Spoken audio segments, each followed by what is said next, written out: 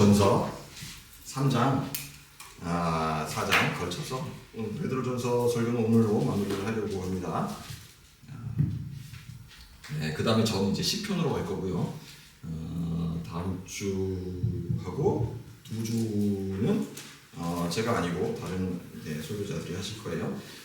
우리 베드로전서 3장, 우리가 15절, 16절, 17절 지난 시간에 굉장히 중요하게 함께 고민해봤던, 묵상했던 말씀들이죠. 그 이어서 오늘은 18절부터 4장 6절까지입니다. 좀 어려운 구절들이 많이 있어요. 그래서 오늘 굉장히 중요한 이 말씀을 어떻게 풀이하고 해석할 것인가, 그럴 중요한 성경의 관점을 한번 좀 내가 건전한 신앙의 어떤 관점을 가졌는지를 확인해보는 시간이 될 것 같다 생각도 듭니다. 제가 읽을게요. 그리스도께서도 단번에 죄를 위하여 죽으사 의인으로서 불의한 자를 대신하셨으니 이는 우리를 하나님 앞으로 인도하려 하심이라. 육체로는 죽임을 당하시고 영으로는 살리심을 받으셨으니 그가 또한 영으로 가서 옥에 있는 영들에게 선포하시니라. 그들은 전에 노아의 날 방주를 준비할 동안 하나님이 오래 참고 기다리실 때에 복종하지 아니하던 자들이라. 방주에서 물로 말미암아 구원을 얻은 자가 몇 명뿐이니 겨우 8명이라. 물은 예수 그리스도께서 부활하심으로 말미암아 이제 너희를 구원하는 표니 곧 세례라. 이는 육체의 더러운 것을 제하여 버림이 아니요 하나님을 향한 선한 양심의 간분이라. 그는 하늘에 오르사 하나님 우편에 계시니 천사들과 권세들과 능력들이 그에게 복종하느니라. 그리스도께서 이미 육체의 고난을 받으셨으니 너희도 같은 마음으로 갑옷을 삼으라.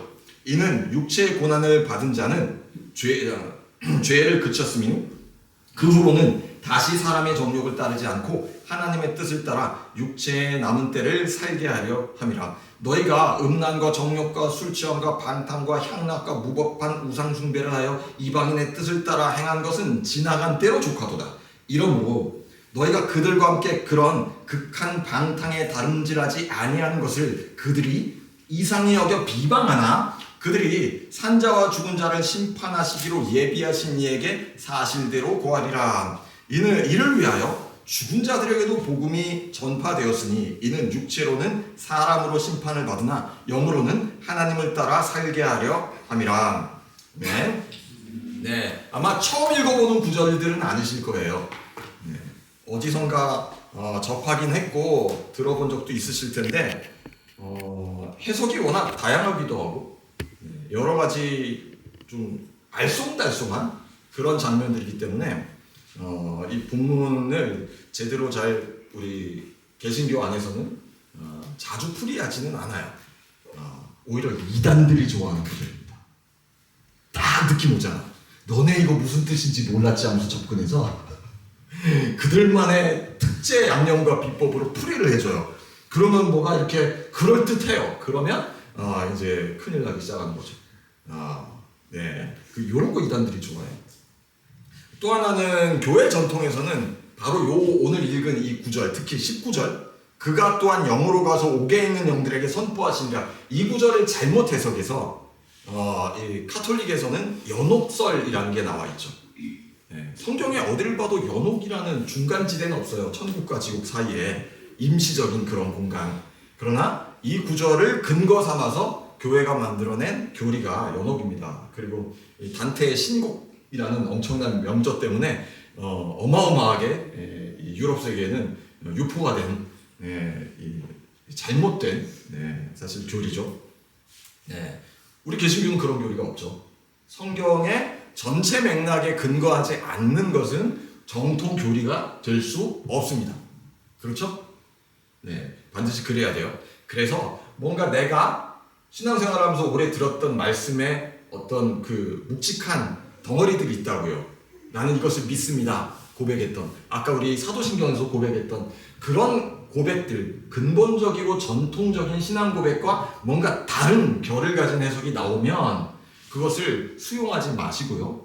또 이런 구절이 나와도 어떻게 하면 전통적인 우리의 이해에서 벗어나지 않게 이걸 재해석하고 수용할 것인가? 요렇게 고민을 하셔야 됩니다. 아시겠죠? 제일 조심해야 될 게 여전히 다시 말씀드리지만 이상한 이단들이나 아니면 내가 계시를 받았어 하면서 이걸 교회 안에서도 신비주의적으로 푸는 그런 데들 되게 많아요. 개신교 목사들도 이 구절을 가지고 엉뚱한 설명하는 사람 제가 무지하게 많이 만나봤습니다. 네, 그래서 오늘 우리는 이 구절들을 어떻게 어떤 의미에서 베드로가 전달하고 있고 1세기의 교회는 베드로 서신을 처음 받아들이는 그 교회는 이 구절을 어떻게 이해했을까? 네, 그러면 우리가 이것을 어떻게 받아들여야 될까를 조금 더 고민할 수 있겠죠. 네, 우선 제일 고민되는 것은 바로 19절입니다. 그렇죠? 그가 또한 영으로 가서 옥에 있는 영들에게. 이거 어떻게 해야 돼요? 사실은요, 저도 조심스러운 게 우리 개신교의 선구자인 마틴 루터 아시죠? 마틴 루터도 이 구절은 해석하기 어렵다 했었어요. 그래서 제가 조금 횡설수설 하더라도 저의 잘못이 아닙니다. 이건 베드로의 잘못이에요. 뭐 이딴 식으로 애매하게 써놨잖아 본인이. 그죠? 솔직히 그거는 분명히 인정해야 될 것 같아. 베드로가 예수님의 수제자로서 베드로 정도의 레벨에서 받아들인 계시의 수준이 있을 거예요. 그렇죠? 그것을 베드로는 자기의 교회와 제자들에게 가르쳤겠죠. 우리는 그런 많은 텍스트를 잃어버린 상태에서 이런 구절을 툭 만나버리는 거예요. 그래서 따지고 싶으면 나중에 천국 가셔서 베드로한테 글 그딴 식으로 쓰시면 안 된다 따지시면 되고요. 네, 저는 가장 좋은 해석이 뭘까 여러 가지를 검토하고 연구하고 찾아보니까 이런 부분이에요. 우선 네, 옥이라는 걸 잘못 풀면 안 돼요. 옥. 이제 여기도 옥이 계신데 옥을 잘 풀어야 돼. 자, 베드로 후서 2장 4절로 한번 와보세요. 네, 같이 베드로가 쓴 거니까 아마 베드로 서신들 안에서 열쇠를 찾는 게 가장 건전한 해석을 찾아가는 단초가 되겠습니다. 베드로후서 2장 4절 한번 보시겠어요? 하나님이 범죄한 천사들을 용서하지 아니하시고 지옥에 던져 어두운 구덩이에 두고 심판 때까지 지키게 하셨으며, 옥이란 단어는 없지만 정확히 옥이라는 개념이죠. 가두어져 있죠. 이해되십니까? 네, 우리는 천상에서 벌어진 일들, 천사니 악마니 이런 것들은 많이 알지는 못해요. 성경이 그런 이야기를 많이 해주지도 않아요. 성경이 많이 얘기해주지 않는 것을 많이 관심 가지면 돼요, 안 돼요? 안 돼요. 네. 그래요. 니누도 그렇게 말하잖아요. 안 돼요! 그래요. 천국과 지옥의 얘기도 사실 많진 않아요. 사후의 어떤 심판에 대한 이야기, 심판에 대한 부분도 어떤 내세적으로 천국행, 지옥행, 지옥은 이런 곳이야, 이런 묘사도 많지 않아요. 그러니까 이런 설교는 좀 잘못된 거예요. 지옥을 자세하게 묘사합니다. 지옥의 묘사 그럼 사람들 어떤 마음이 들까요? 따뜻하겠다?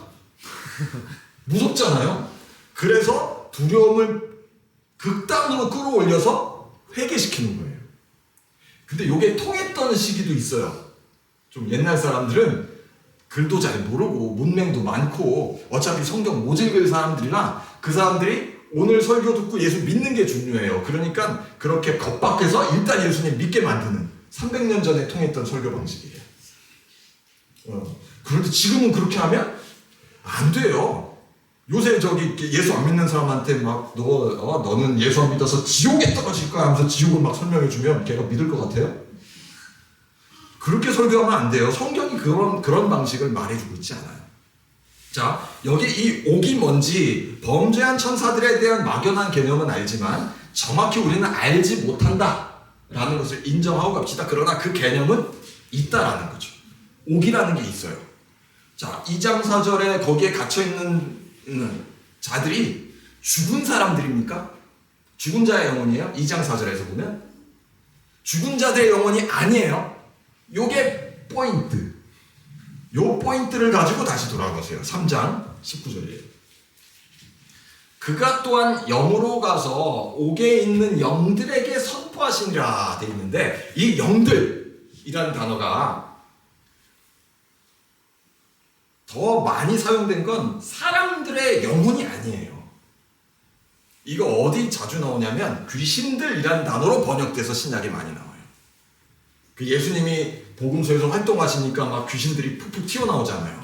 그죠? 그 귀신들이에요. 영들이에요.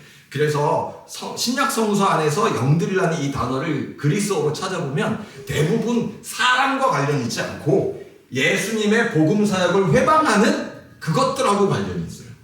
지금 그것들이라고 볼 수 있겠죠. 그럼 아까 우리 베드로 후서에 읽었던 2장 4절하고도 매칭이 되는 부분이죠. 자, 그러면 선포하시니라라는 이 단어는 또 어떤 의미를 갖는가요? 자, 이 구절을 어떻게 잘못 사용하는지를 먼저 알려드릴게요. 예수님이 이 십자가에서 돌아가신 그리고 부활하시기 전에 그 상태에 지옥에 가셔서 지옥에서 막 씨름하는 그 사람들에게 복음을 전했다. 이렇게 가르쳐요. 많은 사람들이. 이 구절로 인해서 개신교 목사들 중에 상당수가 그렇게 가르칩니다. 그러면 이 문맥 전체가 어긋나 버려요. 이 선포하시니라의 단어가 딱 적절하게 우리 한국어로 번역이 돼 있어요. 러시아어 단어에서는 프로파베다 이렇게 돼 있어. 그지? 그렇게 되면 안 되고 프로바스글라시르 이렇게 가야 돼요. 바로 이해했죠. 선언적인 거예요. 그러니까 여기서 복음 설교를 하셨다가 아니라 회개하라 이게 아니라 그들에게 뭐를 단정적으로 선언했다라는 뜻이에요. 뭐겠어요? 승리죠. 하늘에 있는 것이나 땅에 있는 것이나 땅 위에 있는 것, 하늘에 있는 모든 것들을 이제는 예수께서 다 그 발 아래 두셨다. 죄와 사망과 모든 것도 예수의 발 아래 두셨다. 너희가 이 악한 악마들, 이 귀신들이 예수님의 사역을 얼마나 회방하고 예수님을 회방했던 사람들의 언어와 말들이 뭐였어요? 저거 하나님의 아들이면 내려와봐. 십자가에서 내려와봐. 그러면 우리가 믿어줄게. 뭐 이런 거 아니었어요. 조롱이었죠. 그렇죠. 그 조롱의 뒤에 누가 있습니까? 악한 영들이 있는 거예요. 그러나 예수님 어떻게 하셨어요?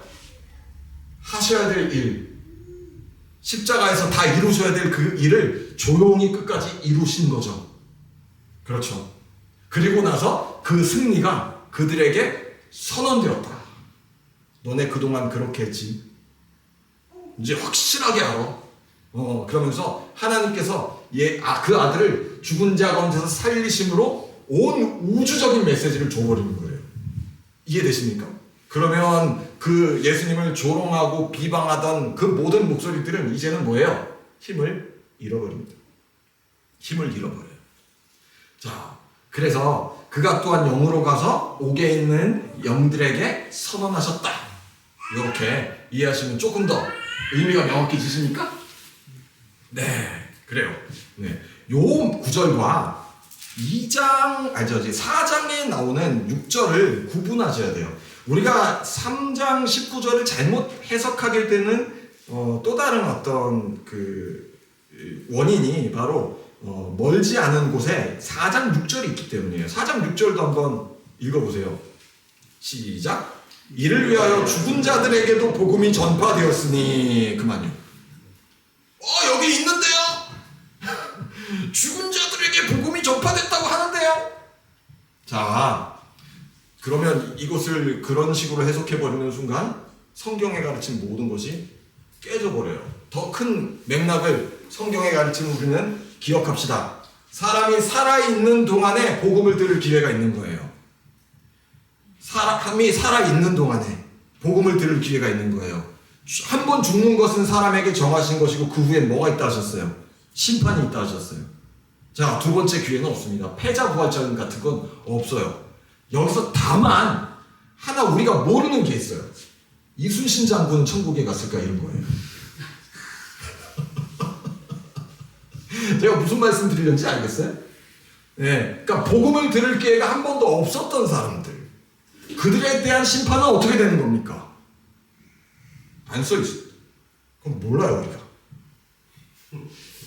성경은 그걸 말해주고 있지 않아요. 그 위대한 세종대왕께서 백성을 그렇게 사랑하신 분이 지옥불에 타고 있을 거다. 그렇게 가르치면 이 대한민국에선 전도하기가 어려울 겁니다. 그렇죠. 광화문에 빡 계신데 그렇게 말하지는 마십시다. 그죠? 모른다예요.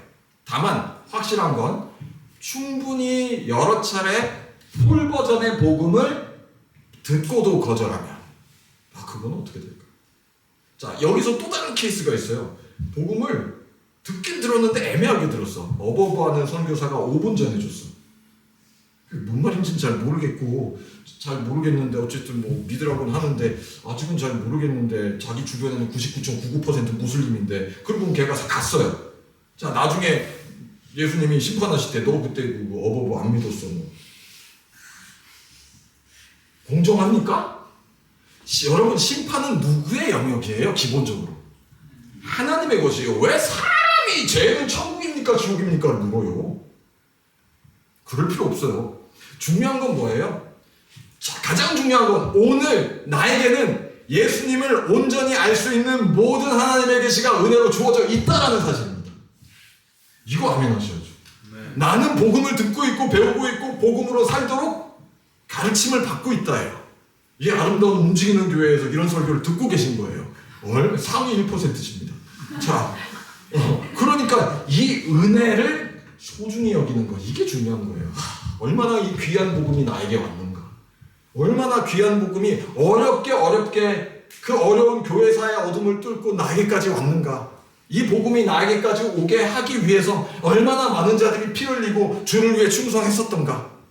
그것을 귀하게 여기는 겁니다. 복음을 귀하게 여기는 겁니다. 우리 좌우에 그렇게 말해주세요. 네가 할 일은 복음을 귀하게 여깁니다. 복음을 귀하게 여깁니다. 그 복음을 귀하게 여기는 자는 기회가 주어질 때 말하게 되어 있어요. 기회가 주어질 때 여러분 그냥 단순하게 접근해 볼까요? 뭔가 엄청 맛있는 걸 드셨어요. 엄청 맛있는 거를 내 앞에서 지금 입에 딱 넣는 순간 저 뭐예요? 먹방의 그 표정 있잖아요. 미간이 살짝 찌부러지면서 그거 있잖아요. 자, 그 다음에 뭐 나와요? 이게 정말 맛있었으면 대박 반응을 해요. 그 뭐 하라는 거예요? 너도 먹어봐요. 그래서 내가 맛있는 걸 너도 똑같이 반응하기를 원하는 게 있어요. 내가 너무 재밌는 어떤 영화를 봤으면 그걸 보여주면서 그 사람도 야 정말 감동적이지 않니? 막 이런 그런 액션이 나온다고요. 무슨 말씀인지 알겠어요? 내게 진실하게 소중한 것이면 하다못해 고기 조각이라도 전하게 돼 있어요. 그러니 이 복음이 나에게 얼마나 귀한 줄을 내 온 삶으로 더 많이 알아갈수록 이것은 말할 수밖에 없게 되는 거죠. 전도가 프로그램이나 훈련을 통해 되어지지만은 않습니다. 그래서 복음이 귀함을 아는 순간 그것을 투박하게라도 전하고 싶어지게 된 줄 믿습니다. 자, 그래서 다시 돌아오면요. 4장 6절이에요. 여기서 죽은 자들은 뭘까요? 이 죽은 자들과 옥에 있는 영들을 구분해야 된다는 거예요. 여기서 죽은 자들은 누굽니까? 성도들이에요.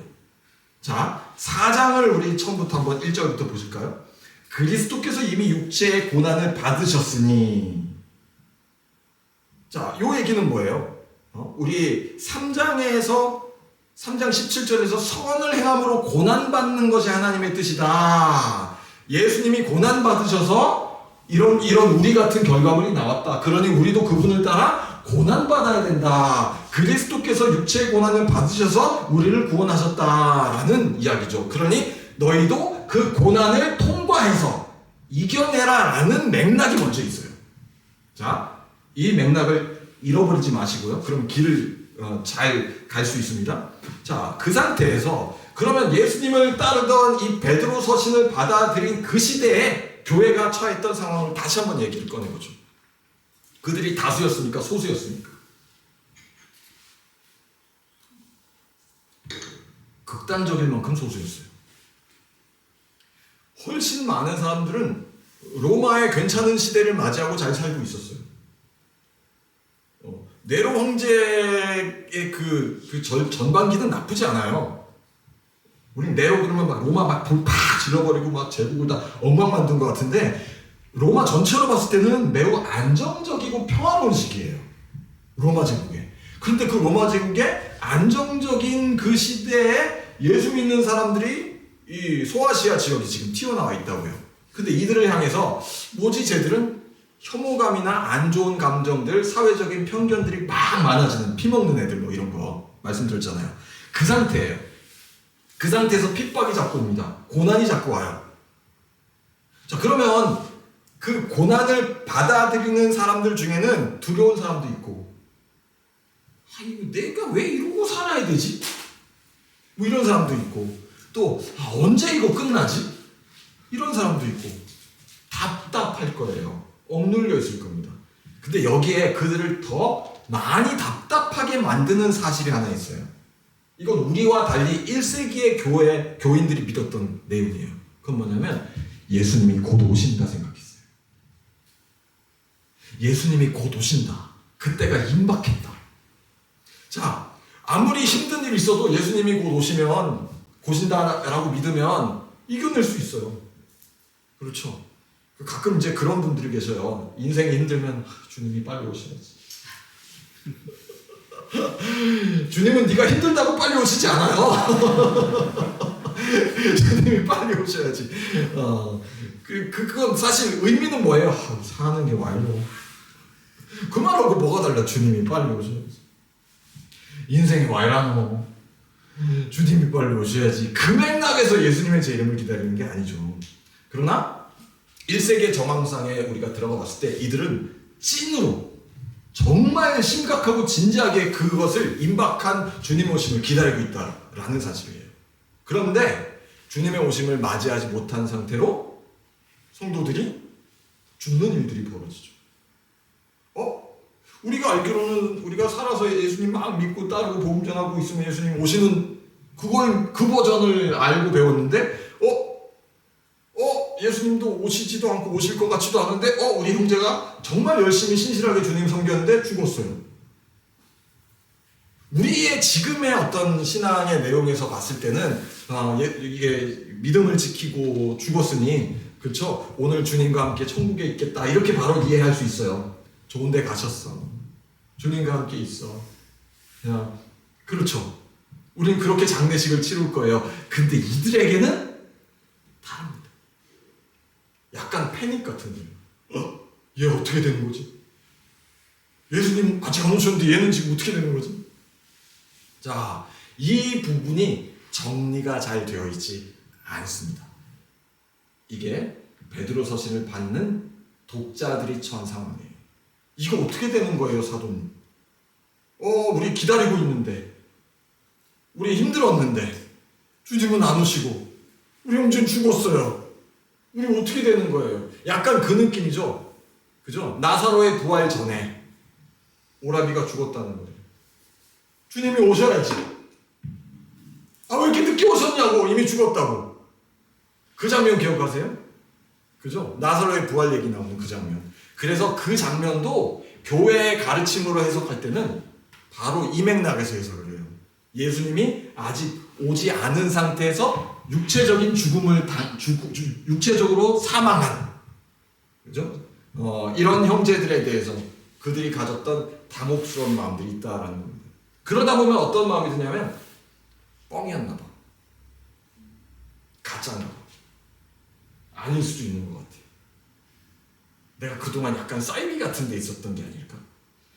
세상은 평화로운데, 로마 제국은 평화로운데, 그리고 쟤도 하나님 믿고 하는데, 똑같이 하나님 믿는 유대인인데 쟤는 이런 고난 안 받는데 왜 나는 이래야 되지? 이런 의심 들어요, 안 들어요? 들었다는 거예요. 그러면 어떤 생각을 갖냐? 그만할까? 그냥 하나님 믿는 거 다 똑같은 것 같은데 그냥 유대교 회당에 다시 나갈까? 이런 맥락이 되는 거죠. 이제 그만할까? 할 만큼 한 것 같아. 자, 근데 할 만큼 한 것 같아 라고 물러서는 순간 무엇을 허용하게 되냐면 그게 2절부터 4절이에요. 그 후로는 다시 사람의 정욕을 따르지 않고, 3절에 너희가 음란과 정욕과 술 취함과 방탕과 이거 지나간 거야. 4절에 이러므로 너희가 그들과 함께 그런 극한 방탕에 다름질하지 않은 것. 자, 너희가 예전에 어떻게 살았나 기억해봐. 하나님 믿는다고 했지만 사실 믿는 게 아니었고, 하나님이 존재한다고 인정했지만 삶의 모습 자체는 죄 속에서 끊임없이 살고 있었던 거였죠. 끊임없이 죄의 지배를 받으면서 육체의 욕망과 소원대로 살고 있었던 거였죠. 거기서 예수님의 고난으로 구원을 받은 자들인데 이제는 다른 방향을 향해 가고 있는 그런 사람인데, 여기서 이 일을 중단한다면 그는 퇴보할 겁니다. 그 퇴보는 매우 쉽고 달콤할 거예요. 매우 쉽고 달콤한. 여기서 더 나가는 버전도 하나 있어요. 실망이 큰 거죠. 나 그동안 이렇게 주를 위해서 열심히 하고 충성하고 내가 진짜 열심히 했는데 그게 다 없어. 다 망한 것 같아. 그러면 사람이 그 다음에 나오는 반응이 좀 유치하긴 한데 뭐냐면 반항이에요. 막 살 거야 이제. 하나님 없어. 하나님 어디 있어? 하나님 어디 있고 날 언제 도와주셨어? 난 뭐 없는 것 같아. 이제 뭐 난 내 뜻대로 막 살 거야. 여기서 이 씨를 붙여줘야 돼요. 이런 반항의 마음이에요. 혹시 여러분이 지금까지 신앙생활을 하다가 이런 반항의 마음이 불뚝불뚝 솟아났던 경험이 없진 않으시죠? 나만 쓰레기야? 없진 않으시죠? 네. 화가 나는 거예요. 힘든 거예요. 원망스러운 거예요. 그래서 하나님 그만 막 섬기고 싶고 그런 마음이 드는 사람들도 분명히 이때 있었을 거예요. 그럼 그들의 퇴보는 더 빠르죠. 더 망가집니다. 여러분, 오늘 우리에게 이 대사도가 남겨주는 메시지는 바로 그러한 유혹에서 자신을 경계하라는 거예요. 신앙의 실망으로 인해서 퇴보하지 말라는 거예요. 4절에 보면 마지막에 뭐라고 돼 있어요? 극한 방탕에 다름질하지 아니한 것을 그들이 이상히 여겨 뭐라고 한다고요? 비방한다고요. 너 옛날에 나랑 그렇게 놀던 앤데 갑자기 이렇게 나온다고요. 이 부분을 얘기하고 있죠. 네. 되게 유치한 거죠. 놀다가 안 놀아준다고 비방을 하네요. 나랑 놀아. 난 못해. 나쁜 놈! 너랑 안 놀아. 야, 이거 완전 유치한데. 근데 그게 있는 거죠. 그런 비방 중에. 니네 왜 그러고 사니? 니네 왜 그러고 살아? 야, 뭐하러 그렇게 어려움을 자처해? 뭐 예수님 오신다고 뭐 아무잖아. 너네 괜찮아? 니네 이상한 거야. 자, 봐봐. 다들 니네처럼 안 살아. 니네만 거기 그러고 있는 거야. 가짜. 얼른 나와. 옛날로 돌아가자. 비방이죠.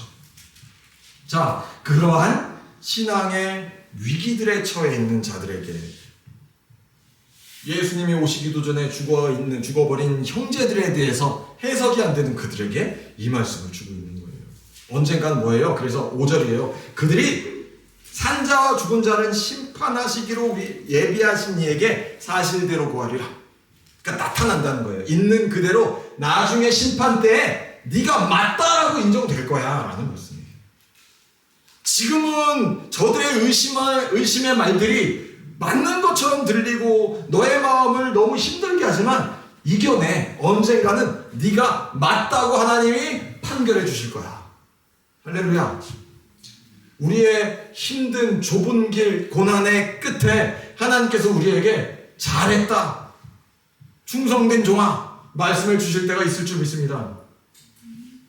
우리 이와 굉장히 유사한 정서가 시편 23편이잖아요. 시편 23편에 어떻게 되어 있습니까? 비방을 받아요. 어려움을 겪어요. 그런데 하나님께서 뭐라고 하십니까? 우리를 위해서 상을 베푸신다 되어 있잖아요. 상을 베푸신다가 무슨 뜻이었어요? 기억하실까요? 그 상이 그죠? 밥상이었어요. 같이 먹는 거예요. 한번 우리의 머릿속에 상상을 해봅시다. 다 내가 왕따 돼 있어요. 지금 얘네처럼 베드로전서의 수신자들처럼 사회적인 왕따가 돼서 우리 맞아 틀려 막 이러고 있어요. 그런데 어느 날 주님께서 어마어마한 잔치를 베푸셔서 너네는 들어와 여기로 하실 때 그들의 마음에 그동안 억눌렸던 무거운 짐들이 다 풀어지는 거죠. 그리고 뭐예요? 괴롭혔던 그 녀석들, 니넨 저쪽 구석에서 찌그러져 있어. 나는 얘들이랑 맛있게 먹을 거야. 할렐루야. 이게 상을 원수의 눈앞에서 밥상을 베풀어 주신다는 뜻이에요. 근데 이것은 뭐예요? 최종적이죠. 심판적이죠. 자, 그러면 6절을 어떻게 이해할 수 있을까요? 이를 위하여 죽은 자들, 예수님 믿었지만 죽은 자들이에요. 그러나 그들이 살아 있었을 때 복음을 전달받은 거예요. 아니 그들이 죽을 줄 알고 예수님 오시기도 전에 죽을 줄 알았으면 뭐하러 복음을 전해서 뭐하러 복음을 믿고 뭐하러 고난을 당했나요? 아니야. 그들이 살아있을 때 복음을 전달받았어. 그리고 죽었어. 그래 육체는 죽었으니까 육체는 심판을 받은 거야. 이건 모두의 원죄처럼. 그러나 뭐예요? 영으로는 그들은 하나님을 따라 사는 거야. 그들에겐 하나님의 생명이 있는 거야 라는 가르침이 되는 거죠. 다시 6절 살펴보세요. 그러니까 복음이 전파된 게 죽기 전이에요. 그들은 복음을 받았어요. 그리고 그 복음대로 살기 위해 고난도 받았어요. 그러다 죽었어요. 그래서 육체가 죽었으니까 육체는 심판을 받은 거예요. 그러나 영으로는 뭐라고 돼 있어요? 하나님을 따라 살게 하려 함이라 만물의 마지막이 가까웠으니 그러므로 너희는 정신을 차리고 근신하여 기도하라. 이렇게 되는 거죠. 맥락이 쭉 꿰어지죠. 그러면 다시 우리 이제 좀 마무리할 텐데 3장 20절에 제가 일부러 이거 살짝 건너뛰었어요. 노아 얘기가 나와요. 노아 얘기는 왜 했을까요? 이것도 이상한 문자적인 해석을 한다니까요. 심지어 이런 버전도 있어요. 예수님이 그 왜 노아 홍수 나기 직전의 상황으로 예수님이 십자가에서 딱 돌아가셨을 때 예수님의 영이 웜홀 같은 걸 통과하신 거지. 노아 홍수 직전으로 가셔서 그들에게 복음을 전하셨다. 이런 맥락. 야, 상상력이요. 야, 이 신학의 세계에 무한한 상상력이 있습니다. 그렇게 가면 절대 안 돼요. 지금 노아 얘기를 하면서 21절에 힌트를 줘요. 노아의 얘기를 하면서 그 물에서 건진받은 게 8명이다 하면서 21절에 그 물이 뭐라고 얘기를 하고 있습니까? 네? 세례예요. 세례. 그러니까 마치 지금 노아 홍수의 장면을 비유처럼 메타포로 갖고 온 거예요. 그래서 노아 홍수 때 구원받은 자가 다수다 소수다. 지금 1세기 교회에 베드로 서신을 받고 있는 성도들이 다수다 소수다. 세례받은 노아의 8사람처럼 소수가 되어 있는 이 성도들이에요.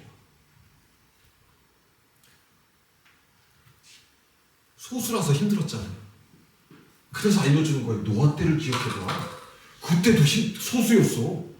하나님은 진짜 구원받은 자들을 다수가 아니라 너희같이 복된 소수를 남겨두신 거야 라면 왕따가 된 소수들이요 견뎌냅니다. 견뎌내요. 그렇죠. 왜 아니겠어요? 왕따가 된 소수들이 견뎌내요. 이겨낼 수 있습니다. 자, 여기서 또 하나 이 메타포에서 생각해야 될 게 있어요. 노아가 방주를 만들고 있었던 상황을 한번 상상해 보십시다. 우리 알고 있죠?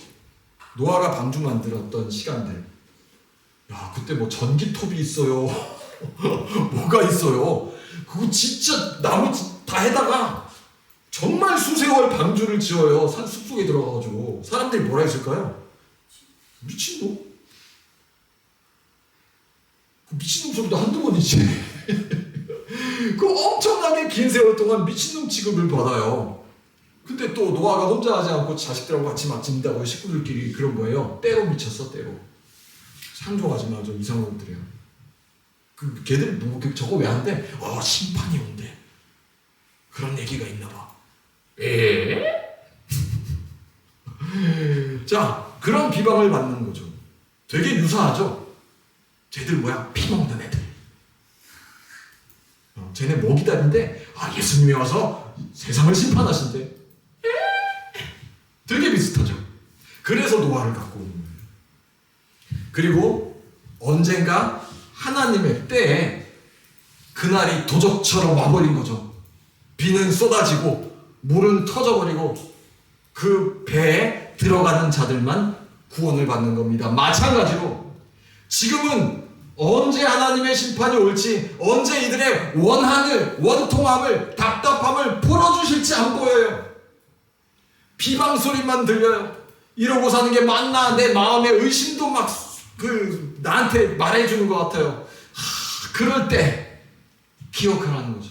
노아의 때와 같이 지금 이 시대가 그러하다. 그러니 믿음을 지키고 약속을 이행하실 하나님을 기대하고 너에게 맡겨진 일을 수행해라.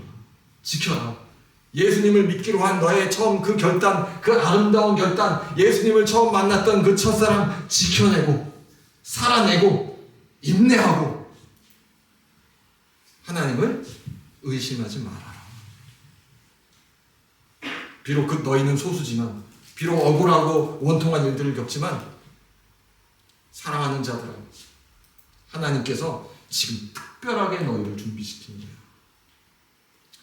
이제 말씀 마치면서 4장 12절로 가시겠습니다. 그러면 이 난해한 구절들이 풀리면서 오히려 이 위로의 말씀이 쫙 흡수가 되는 거예요. 자, 4장 12절부터 14절까지요. 같이 우리 한 목소리로 읽고 같이 기도할게요. 시작. 사랑하는 자들아, 너희를 연단하려고 오는 불시험을 이상한 일 당하는 것 같이 이상히 여기지 말고 오히려 너희가 그리스도의 고난에 참여하는 것으로 즐거워하라. 이는 그의 영광을 나타내실 때 너희로 즐거워하고 기뻐하게 하려 함이라. 너희가 그리스도의 이름으로 치욕을 당하면 복 있는 자로다. 영광의 영 곧 하나님의 영이 너희 위에 계시니라. 아멘. 할렐루야. 우리가 처한 상황과 베드로 서신을 받는 1세기의 교회 상황이 매우 다른 부분도 있습니다. 그러나 예수님을 믿고 믿음을 지키고 신앙의 삶을 살아가는 과정에서 비슷한 일들을 겪기는 해요. 억울한 일들을 겪기는 해요. 내가 한 이 신앙적인 선택이, 믿음의 선택이 나를 더 어려운 상황 속으로 끌고 들어가는 것처럼 보일 때가 있습니다. 그럴 때 늘 명랑하고 밝을 수 있어요? 그럴 수 없어요. 화도 나고 답답도 하고 슬픔도 있고 밤잠도 설치고, 그러나 그때마다 돌아오고 기억하는 거죠. 그래, 나는 하나님을 믿는 사람이지. 나에게 일어나는 일들 중에 하나님이 허용하시지 않는 일이 일어난 적이 지금까지 없었어. 그래서 하나님께서 나를 뭔가 특별한 일을 위해서 연단하고 준비시키는 거예요. 그렇게 생각을 하는 거죠. 그러면 바로 우리의 마음의 감정 상태가 의심과 두려움과 분노에서 바로 천국으로 직행합니까? 안 해요. 안 해요. 그냥 정상이에요. 계속해서 우리의 마음에 맴맴 돌 수도 있어요. 꽤 긴 시간 동안 내 마음에 돌덩이가 딱 얹힌 것처럼 힘들 때가 있어요. 그러나 이거 하나는 기억하십시다. 다 지나서 더 긴 시간의 간격을 두고 언젠가 더 높은 곳에서 주님과 함께 내가 섰을 때 지금의 시간을 돌아보면서 참으로 그때 거기에 하나님이 계셨구나 라고 내가 고백하게 될 것은 믿으셔야 돼요. 우리 함께 기도하십시다. 사실 오늘의 메시지는 저 자신한테 하는 메시지이기도 해요. 짜증이 이빨이 났습니다. 너무너무 황당한 일들이 오랫동안 연달아 제가 겪고 있기 때문에 굉장히 좀 이렇게 불평도 하고 분노도 하고, 그러나 말씀 보다가 다시 또 정신 차리고 또 말씀을 전하고 나누면서 또 정신 차리고, 내겐 주님이 계십니다. 어렵지 않은 인생들이 없어요. 고난이 없는 인생이 없습니다. 대부분 인간들에게 고난은 해석되지 않습니다. 그러나 우리에겐 하나님이 계십니다. 고난이 해석이 됩니다. 고난이 메시지가 됩니다. 고난이 의미가 됩니다. 고난이 상급이 됩니다. 그렇게 우리를 부르신 줄 믿습니다. 주여 아버지, 우리가 연약하여서 갈대처럼 떨릴 때도 있습니다. 주여, 그때 우리를 연약하다, 믿음 없다 비난하지 않으시고 오히려 긍휼히 여기는 마음으로 다가오셔서 상한 갈대를 꺾지 않으시는 주님, 꺼져가는 등불을 끄지 않으시는 주님, 그 손길로 제게도 오늘 찾아와 주셔서 상한 갈대와 같고 꺼져가는 등불 같은 아버지 나의 심령 가운데 주의 손에 의지해 다시 일어나게 하여 주시옵소서. 그래서 주님, 그리스도의 위대한 승리가 주님 저의 미약한 인생 가운데도 영광스럽게 아름답게 나타나게 하여 주시옵소서. 그렇게 우리를 이끌어 주고 계실 주님을 기대하고 내 인생의 이 질고가 끝났을 때 면류관 벗어 주 앞에 던지고 드릴 수 있는 그 자리에 나아가게 하여 주시옵소서. 우리 삶의 어려운 자리마다 인자하고 성실하신 그 주님의 손길을 초청하시며 기도하십시다. 믿음 없어서 흔들리는 그 자리에 용기를 주시고 힘을 주시는 우리 주님을 초청하십시다. 같이 기도하겠습니다. 좋으신 주님, 아버지, 우리의 약함이 악함으로 치닫지 않게 해주시옵소서. 주여, 우리의 연약함이 아버지여 불신과 악함으로 치닫지 않게 붙들어 주시옵소서. 시험에 들게 하지 마옵소서. 다만 악에서 구하옵소서. 주여 아버지, 그래서 우리가 믿음으로 하루하루 우리의 삶의 굴곡진 자리들을 넘어서고 이겨내고 아버지 주의 손 붙들고 함께 나아가는 자들 되게 하여 주시옵소서. 주님, 그래서 내 의지의 승리가 아니라 주님의 은혜의 승리가 되게 하여 주시옵소서. 아버지여, 내 결단의 승리가 아니라 주님의 압도적인 사랑의 승리가 내 삶의 흔적으로 남게 하여 주시옵소서. 아버지, 그렇게 우리 가운데 찾아오신 주님, 오늘 곳에 기도하는 역사자들 가운데 주님 다가와 주셔서 우리의 마음을 위로해 주시고 다시 한번 우리의 믿음의 눈을 들어 주의 약속의 말씀을 붙들게 하여 주시옵소서.